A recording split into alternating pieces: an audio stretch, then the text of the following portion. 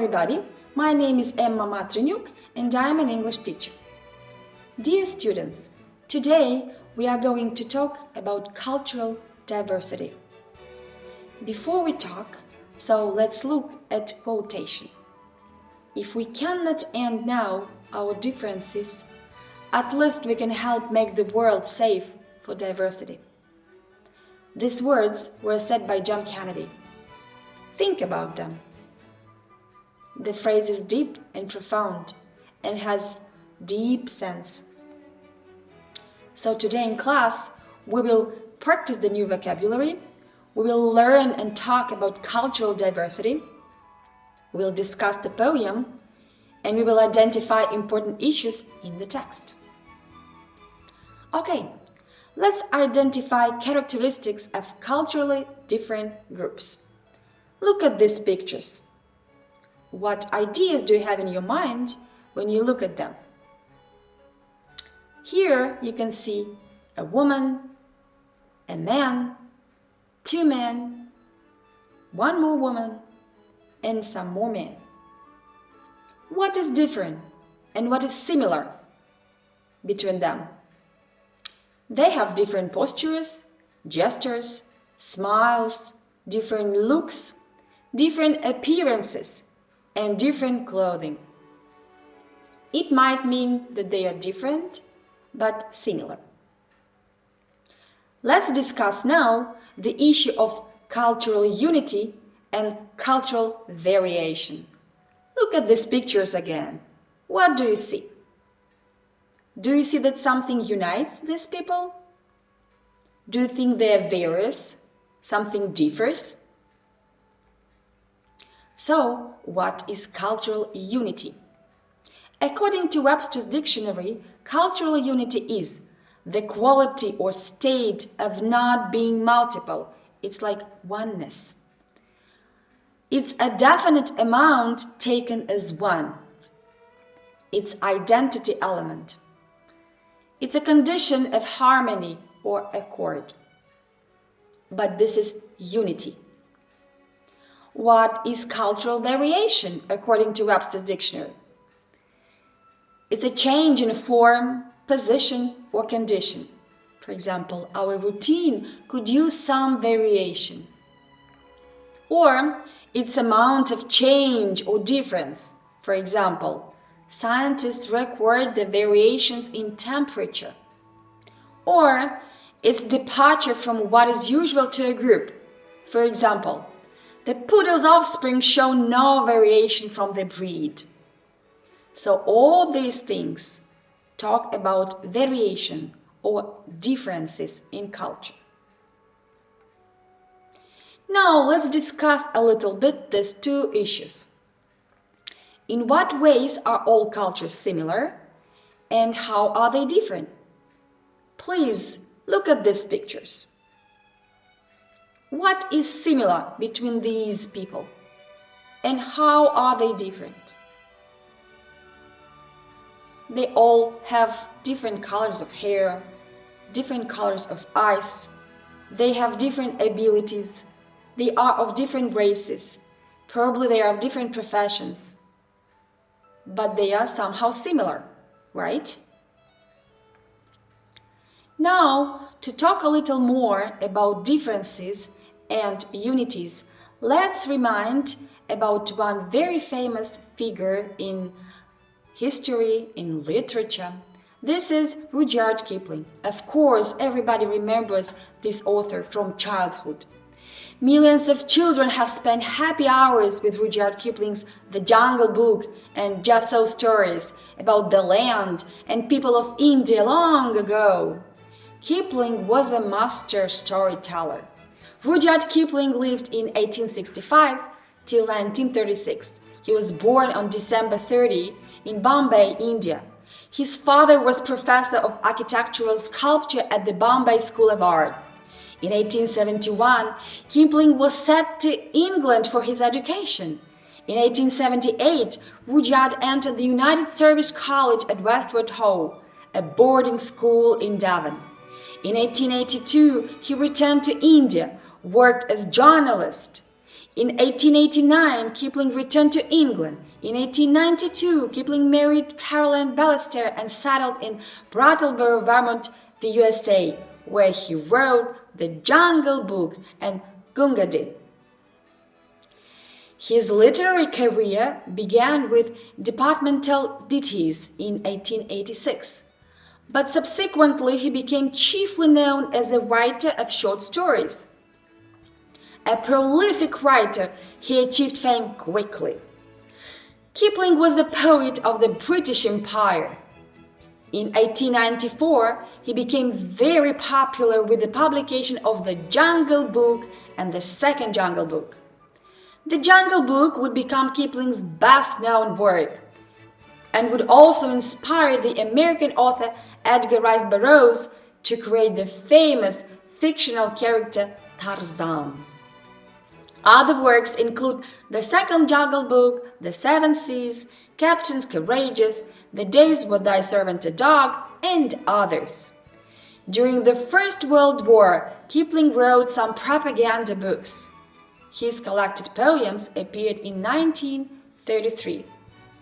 Now you see how famous and prolific this person was. Kipling was the recipient of many honorary degrees and other awards. The author received the Honorary Nobel Peace Prize in Literature in 1907 and became the first English writer and the youngest recipient to have received the award till this day. In 1926, he received the Gold Medal of the Royal Society of Literature, which only Scott Meredith and Hardy had been awarded before him. Kipling became friends with a French soldier whose life had been saved in the First World War when his copy of Kim, which he had in his left breast pocket, stopped a bullet. In 1995, his poem If was voted England's favorite poem. He died in January 18, 1936. Kipling's ashes were buried in Westminster Abbey in Poets' Corner next to the graves of Thomas Hardy and Charles Dickens. His autobiography, Something of Myself, was published in 1937. This is the biography of this famous figure, of this famous writer. And of course, his works are just treasures for us, for the readers, and for the next generation. Look at these pictures. Of course, you recognize the famous heroes, beloved heroes of many, many young and adult people. Now, let's have a look at the poem We and They by this well-known English writer. Let's scan the poem and get ready to discuss how it tackles the issue of cultural diversity. And you probably know that cultural diversity means difference. Okay, here goes the poem.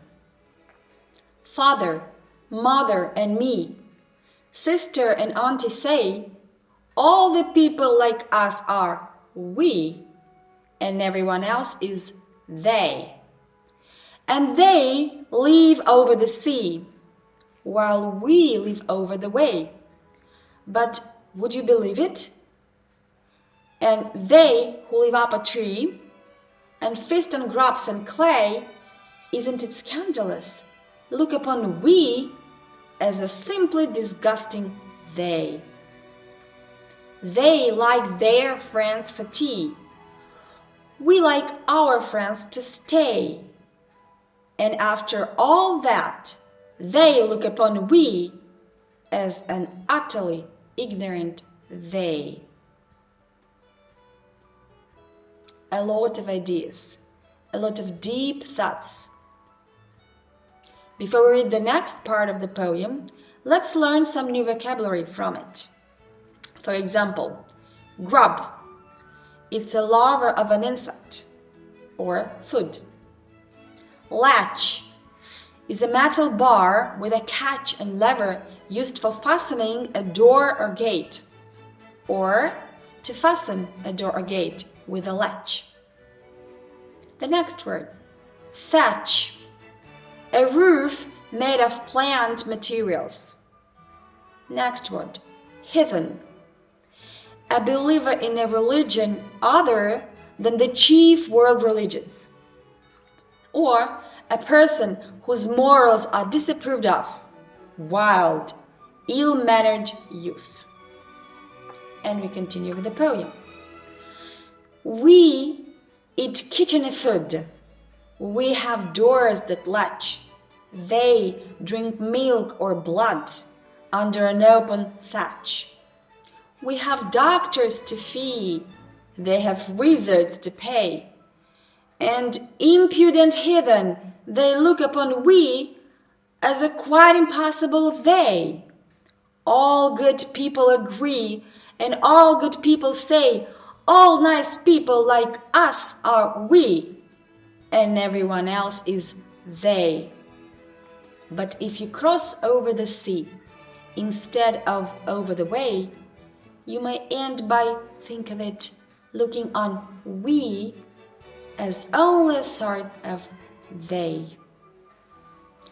And this idea about we and they still persists in our minds. Let's comment on the following words and phrases from the poem to see what we understand. What words does the author use instead of such words as magician, uneducated, unbelievably improper? For that, we have to think a little bit more and scan again the poem. And now, let's look what equivalents we have found. Magician. They have wizards to pay. Uneducated. As an utterly ignorant they. Unbelievably improper. Isn't it scandalous? Now we have some more phrases to comment on. What is meant by we live over the way? Find in the poem lines that draw out differences between the two different lifestyles led by the two families depicted by the author. For the first phrase, we live over the way, we have found to live across the street. And for the second lines, we found they like their friends for tea, we like our friends to stay. Now, what lines in the poem suggest that the nation or culture is not necessarily better than other? What words does the poet use to contrast the speaker's culture and other cultures? How do the lines in the last stanza minimize these contrasts? So the first answer is, but if you cross over the sea instead of over the way, you may end by think of it looking on we as only a sort of they. If you talk about contrast of cultures, it would be we, us, they, and the words ignorant, scandalous, good, impossible, nice. And if we talk about the last stanza, it goes by showing that looking at people equally makes them the same. Okay, if we look at the poem again, we can try to explain the following. What do you think the speaker thinks of his culture and foreign cultures? Let's think about it too. Let's tell in one sentence the picture this poem gives to you. And what is the overall message of we and they?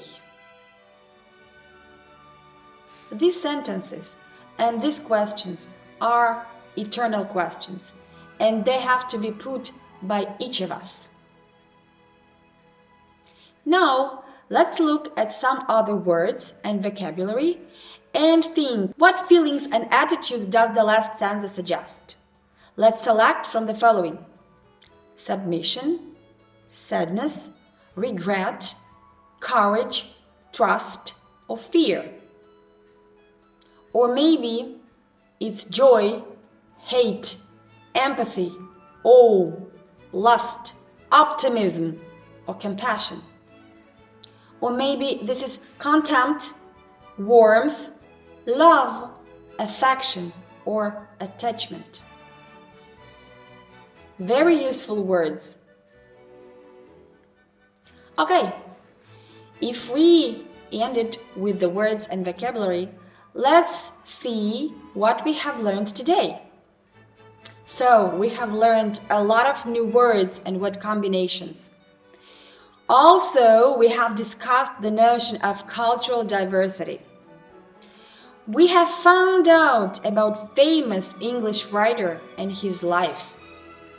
And we have commented on different phrases and ideas from the very famous poem. So far for today, students. Hope you had a great time talking about such notions as cultural diversity, culture, and differences between we and they. See you next time.